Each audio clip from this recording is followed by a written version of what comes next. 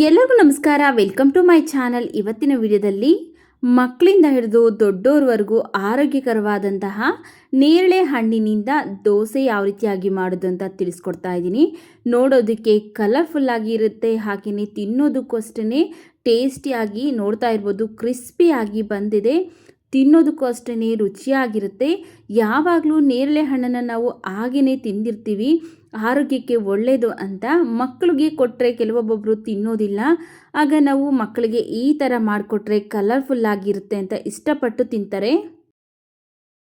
ಸಾಮಾನ್ಯವಾಗಿ ನಾವು ನೇರಳೆ ಹಣ್ಣನ್ನು ಉಪ್ಪನ್ನು ಸೇರಿಸಿ ತಿಂದಿರ್ತೀವಿ ಅಥವಾ ಜ್ಯೂಸ್ ಮಾಡಿಕೊಂಡು ಕುಡ್ದಿರ್ತೀವಿ. ಆದರೆ ಈ ರೀತಿಯಾಗಿ ಡಿಫ್ರೆಂಟ್ ಆಗಿರುವಂತಹ ಒಂದು ಬ್ರೇಕ್ಫಾಸ್ಟ್ ರೆಸಿಪಿನ ನಾನಿವತ್ತು ತಿಳಿಸ್ಕೊಡ್ತಾ ಇದ್ದೀನಿ. ನೋಡಿ, ಇಲ್ಲಿ 1/4 kg ಚೆನ್ನಾಗಿ ಹಣ್ಣಾಗಿರುವಂತಹ ನೇರಳೆ ಹಣ್ಣನ್ನು ತಗೊಂಡಿದ್ದೀನಿ. ಅದಕ್ಕೆ ಉಪ್ಪನ್ನು ಸೇರಿಸಿ ಈಗ ಇದು ಮುಳುಗುವಷ್ಟು ನೀರನ್ನು ಸೇರಿಸಿ ಚೆನ್ನಾಗಿ ನೇರಳೆ ಹಣ್ಣನ್ನು ತೊಳ್ಕೊಬೇಕು. ನೋಡಿಕೊಂಡು ಚೆನ್ನಾಗಿ ಆರಿಸ್ಕೊಳ್ಬೇಕಾಗತ್ತೆ, ಯಾಕಂದರೆ ಕೆಲವೊಂದರಲ್ಲಿ ಹುಳ ಎಲ್ಲ ಇರುತ್ತೆ. ಅದರಿಂದ ನೋಡಿಕೊಂಡು ಚೆನ್ನಾಗಿರುವಂತಹ ಹಣ್ಣುಗಳನ್ನೇ ನಾವು ತಗೊಳ್ಬೇಕಾಗತ್ತೆ. ನೋಡಿ, ಚೆನ್ನಾಗಿ ಹಣ್ಣಾಗಿದೆ. ಈ ರೀತಿಯಾಗಿ ಸಿಪ್ಪೆ ಎಲ್ಲ ಬಿಡ್ತಾ ಇದೆ, ತುಂಬ ಚೆನ್ನಾಗಿ ಹಣ್ಣಾಗಿದೆ. ಈ ನೀರನ್ನು ಚೆಲ್ಲಿ ನಾನು ನೇರಳೆ ಹಣ್ಣನ್ನು ತಗೊಂಡಿದ್ದೀನಿ. ಈಗ ನೇರಳೆ ಹಣ್ಣನ್ನು ಕಟ್ ಮಾಡ್ಕೊಳ್ಬೇಕಾಗತ್ತೆ. ಬೀಜ ಇರುತ್ತೆ, ಅದರಿಂದ ನಾನು ಮೇಲ್ಗಡೆ ಇರುವಂತಹ ಪಲ್ಪ್ನಷ್ಟೇ ತಗೊಳ್ತಾ ಇದ್ದೀನಿ. ಬೀಜನೆಲ್ಲ ಕಟ್ ಮಾಡಿ ತೆಗಿತಾ ಇದ್ದೀನಿ. ಈಸಿಯಾಗಿ ಕಟ್ ಮಾಡ್ಕೊಳ್ಬೋದು, ಅಥವಾ ನಿಮಗೇನಾದರೂ ಕಷ್ಟ ಅನಿಸಿದ್ರೆ ಗ್ರೇಟರ್ ಸಹಾಯದಿಂದ ತುರಿದುಕೊಳ್ಬೋದು. ನಿಮಗೆ ಯಾವ ರೀತಿಯಾಗಿ ಈಸಿ ಅನಿಸುತ್ತಲ್ಲ ಆ ರೀತಿಯಾಗಿ ನೀವು ಕಟ್ ಮಾಡ್ಕೊಳ್ಬೋದು ಅಥವಾ ತುರಿದುಕೊಳ್ಬೋದು. ನಾನು ಈ ರೀತಿಯಾಗಿ ಕಟ್ ಮಾಡ್ಕೊಳ್ತಾ ಇದ್ದೀನಿ. ನಿಮಗೆ ಬೇಕು ಅನಿಸಿದ್ರೆ ನೀವು ತುರಿದುಕೊಳ್ಬೇಕು.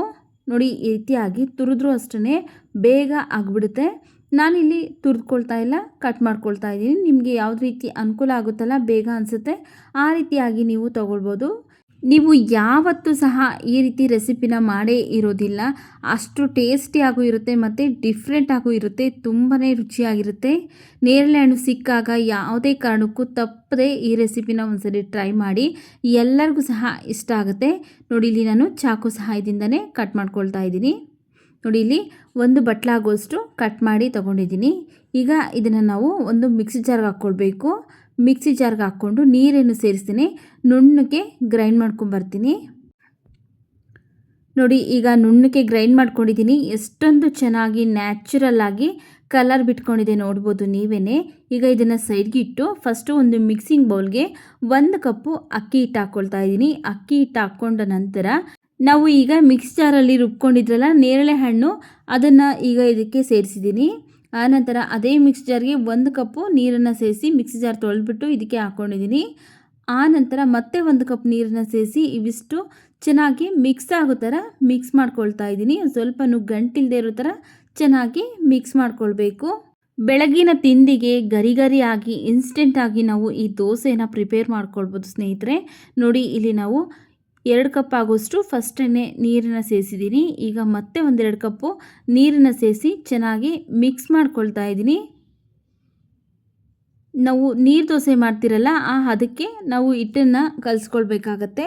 ಹಾಗೆಯೇ ಇದಕ್ಕೆ ಒಂದು 4 ಸ್ಪೂನ್ ಆಗೋಷ್ಟು ಉಪ್ಪಿಟ್ಟು ರವೆನ ಹಾಕ್ಕೊಂಡು ಇವಿಷ್ಟು ಚೆನ್ನಾಗಿ ಮಿಕ್ಸ್ ಆಗೋ ಥರ ಮಿಕ್ಸ್ ಮಾಡ್ಕೊಳ್ತಾ ಇದ್ದೀನಿ. ನೋಡಿ, ಇಲ್ಲಿ ಚೆನ್ನಾಗಿ ಮಿಕ್ಸ್ ಮಾಡ್ಕೊಂಡಾಗಿದೆ. ಈಗ ಇದಕ್ಕೆ ರುಚಿಗೆ ತಕ್ಕಷ್ಟು ಉಪ್ಪನ್ನ ಹಾಕಿ ಮತ್ತೆ ಒಂದ್ಸರಿ ಮಿಕ್ಸ್ ಮಾಡಿಬಿಟ್ಟು ನಾವು ದೋಸೆಗೆ ಚಟ್ನಿ ರೆಡಿ ಮಾಡ್ಕೊಳ್ಬೇಕು. ಅಷ್ಟುವರೆಗೂ ನೆಂದರೆ ಸಾಕಾಗುತ್ತೆ. ಒಂದು ಸೈಡಿಗೆ ಒಂದು 10 ನಿಮಿಷ ಬಿಡೋಣ. ದೋಸೆಗೆ ಚಟ್ನಿ ರೆಡಿ ಮಾಡ್ಕೊಳ್ಳೋವರೆಗೂ ನೆನ್ಕೊಂಡ್ರೆ ಸಾಕಾಗುತ್ತೆ. ಈಗ ಇದ್ರ ಮೇಲೆ ಪ್ಲೇಟ್ನ ಮುಚ್ಚಿ ಪಕ್ಕಕ್ಕೆ ಇಡ್ತಾ ಇದ್ದೀನಿ ಒಂದು 10 ನಿಮಿಷಗಳ ಕಾಲ.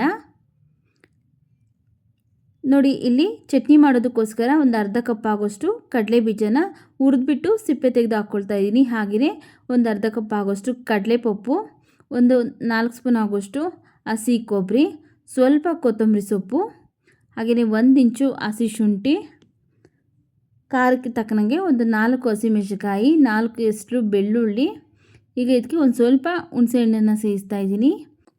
ಹಾಗೆ ಒಂದು 1/4 ಟೀ ಸ್ಪೂನ್ ಆಗೋಷ್ಟು ಜೀರಿಗೆ, ರುಚಿಗೆ ತಕ್ಕಷ್ಟು ಉಪ್ಪನ್ನ ಹಾಕಿ ರುಬ್ಕೊಳ್ಳೋದಕ್ಕೆ ಬೇಕಾಗುವಷ್ಟು ನೀರನ್ನು ಸೇರಿಸಿ ನುಣ್ಣಗೆ ಗ್ರೈಂಡ್ ಮಾಡ್ಕೊಂಬರ್ತೀನಿ. ನೋಡಿ, ಈ ರೀತಿಯಾಗಿ ನುಣ್ಣಗೆ ಗ್ರೈಂಡ್ ಮಾಡಿ ಒಂದು ಬಟ್ಲಿಗೆ ಹಾಕ್ಕೊಂಡಿದ್ದೀನಿ. ಹಾಗೆಯೇ ಇದಕ್ಕೆ ಸ್ವಲ್ಪ ಎಣ್ಣೆ, ಸಾಸಿವೆ, ಜೀರಿಗೆ, ಸ್ವಲ್ಪ ಕರಿಬೇವಿನ ಸೊಪ್ಪನ್ನು ಹಾಕಿ ಒಗ್ಗರಣೆ ಹಾಕಿ ಮಿಕ್ಸ್ ಮಾಡ್ಕೊಳ್ತಾ ಇದ್ದೀನಿ. ನೋಡಿ, ಈಗ ರುಚಿಯಾದಂತಹ ಚಟ್ನಿ ರೆಡಿ ಆಗಿದೆ. ಚಟ್ನಿನ ಸೈಡ್ಗೆ ಇಟ್ಟು ನಾವು ದೋಸೆ ಮಾಡ್ಕೊಳ್ಳೋಣ ಬನ್ನಿ. ಫಸ್ಟೇ ನಾವು ರುಬ್ಬಿ ರವೆ ಹಾಕಿ ಚೆನ್ನಾಗಿ ಮಿಕ್ಸ್ ಮಾಡಿ ಇಟ್ಟಿದ್ರಲ್ಲ ನೋಡಿ, ಈ ಹದಕ್ಕಿದ್ರೆ ಸಾಕಾಗುತ್ತೆ. ಇದಕ್ಕೆ ಒಂದು 2 ಸ್ಪೂನ್ ಆಗೋಷ್ಟು ಮತ್ತು ನೀರನ್ನು ಸೇರಿಸ್ಕೊಳ್ತಾ ಇದ್ದೀನಿ ನಾನಿಲ್ಲಿ. ತುಂಬ ನೀರೆಲ್ಲ ಹಾಕೋದಕ್ಕೆ ಹೋಗಬೇಡಿ, ಒಂದು 2 ಸ್ಪೂನ್ ಆಗೋಷ್ಟು ಅಷ್ಟೇ ನೀರನ್ನು ಸೇರಿಸ್ಕೊಂಡು ಚೆನ್ನಾಗಿ ಮಿಕ್ಸ್ ಮಾಡ್ಕೊಳ್ತಾ ಇದ್ದೀನಿ ನೋಡಿ. ಕರೆಕ್ಟಾಗಿ ಕನ್ಸಿಸ್ಟೆನ್ಸಿ ಇದೆ, ಈ ಹದಕ್ಕಿದ್ರೆ ಸಾಕಾಗುತ್ತೆ. ದೋಸೆ ತವ ಚೆನ್ನಾಗಿ ಬಿಸಿ ಮಾಡಿ ಆನಂತರ ನಾವು ದೋಸೆ ಹಾಕ್ಕೊಳ್ಬೇಕು.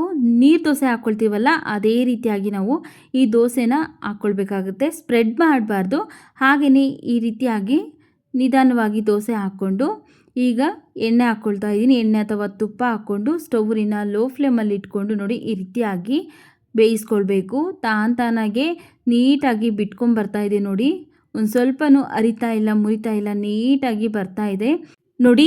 ಎಷ್ಟು ಚೆನ್ನಾಗಿ ಕಲರ್ಫುಲ್ಲಾಗಿ ಗರಿ ಗರಿ ಆಗಿ ದೋಸೆ ರೆಡಿ ಆಗಿದೆ. ಮತ್ತೊಂದು ದೋಸೆ ಹಾಕ್ಕೊಳ್ತಾ ಇದ್ದೀನಿ. ತವನ ಚೆನ್ನಾಗಿ ಬಿಸಿಗಿಟ್ಟು ಆನಂತರ ದೋಸೆ ಹಿಟ್ಟನ್ನು ಹಾಕ್ಕೊಂಡು ಅದರ ಮೇಲೆ ಸ್ವಲ್ಪ ಎಣ್ಣೆ ಹಾಕಿ ಸ್ಟವ್ನ ಲೋ ಫ್ಲೇಮಲ್ಲಿಟ್ಟು ಚೆನ್ನಾಗಿ ಬೇಯಿಸ್ಕೊಳ್ಬೇಕು ಗರಿ ಗರಿ ಆಗೋ ತನಕ ನೋಡಿ. ಇಲ್ಲಿ ಗರಿ ಗರಿ ಆಗಿ ದೋಸೆ ರೆಡಿ ಆಗಿದೆ. ತಾನಾಗೆ ನೀಟಾಗಿ ಬಿಟ್ಕೊಳ್ತಾ ಇದೆ ನೋಡ್ಬೋದು. ಎರಡನೇ ದೋಸೆನೂ ಅಷ್ಟೇ ತುಂಬಾ ರುಚಿಯಾಗಿರುತ್ತೆ, ಮಾಡೋದಕ್ಕೆ ಈಸಿ ಅನಿಸಿದ್ರು ಟೇಸ್ಟ್ ಮಾತ್ರ ಅದ್ಭುತವಾಗಿರುತ್ತೆ. ಒಂದ್ಸರಿ ನೀವು ಟ್ರೈ ಮಾಡಿ ನೋಡಿ. ಈಗ ಈ ದೋಸೆನೂ ಸಹ ರೆಡಿ ಆಗಿದೆ. ಎಷ್ಟೊಂದು ಗರಿ ಗರಿಯಾಗಿ ಪರ್ಫೆಕ್ಟಾಗಿ ನೇರಳೆ ಹಣ್ಣಿನ ದೋಸೆ ರೆಡಿಯಾಗಿದೆ ನೋಡಿ. ಈಗ ಗರಿ ಗರಿಯಾದಂತಹ ನೇರಳೆ ಹಣ್ಣಿನ ದೋಸೆ ಮತ್ತು ಚಟ್ನಿ ರೆಡಿ ಆಗಿದೆ. ನೀವೇ ನೋಡ್ಬೋದು ಎಷ್ಟೊಂದು ಗರಿ ಗರಿಯಾಗಿ ದೋಸೆ ಅನ್ನೋದು ರೆಡಿ ಆಗಿದೆ. ಹಾಗೆಯೇ ಪರ್ಫೆಕ್ಟಾಗಿ ದೋಸೆ ಬಂದಿದೆ ಮತ್ತು ಕಲರು ಅಷ್ಟೇ ತುಂಬ ಚೆನ್ನಾಗಿ ಬಿಟ್ಕೊಂಡಿದೆ. ಮನೆಗೆ ಗೆಸ್ಟ್ ಬಂದಾಗ ಈ ದೋಸೆ ಮಾಡಿಕೊಟ್ರೆ 100% ಕೇಳ್ತಾರೆ, ಯಾವ ರೀತಿ ಮಾಡಿದ್ರಿ, ಯಾವುದರಿಂದ ಮಾಡಿದ್ದೀರಾ ದೋಸೆ, ಇಷ್ಟು ಟೇಸ್ಟಿ ಆಗಿದೆ ಅಂತ. ಅಷ್ಟು ರುಚಿಯಾಗಿರುತ್ತೆ ಸ್ನೇಹಿತರೆ. ನೀವೊಂದ್ಸಲಿ ಟ್ರೈ ಮಾಡಿದ್ದೆ ಆದರೆ ಹೇಗೆ ಬಂತು ಅಂತ ಕಮೆಂಟ್ ಸೆಕ್ಷನಲ್ಲಿ ಕಮೆಂಟ್ ಮಾಡಿ ಸ್ನೇಹಿತರೆ. ವಿಡಿಯೋ ಇಷ್ಟ ಆಗಿದ್ರೆ ವಿಡಿಯೋಗೊಂದು ಲೈಕ್ ಮಾಡಿ, ವಿಡಿಯೋವನ್ನು ಶೇರ್ ಮಾಡಿ. ನಮ್ಮ ಚಾನಲ್ಗೆ ನೀವಿನ್ನೂ ಸಬ್ಸ್ಕ್ರೈಬ್ ಮಾಡ್ಕೊಂಡಿಲ್ಲ ಅಂದರೆ ಪ್ಲೀಸ್ ಸಬ್ಸ್ಕ್ರೈಬ್ ಮಾಡಿ, ಸಪೋರ್ಟ್ ಮಾಡಿ.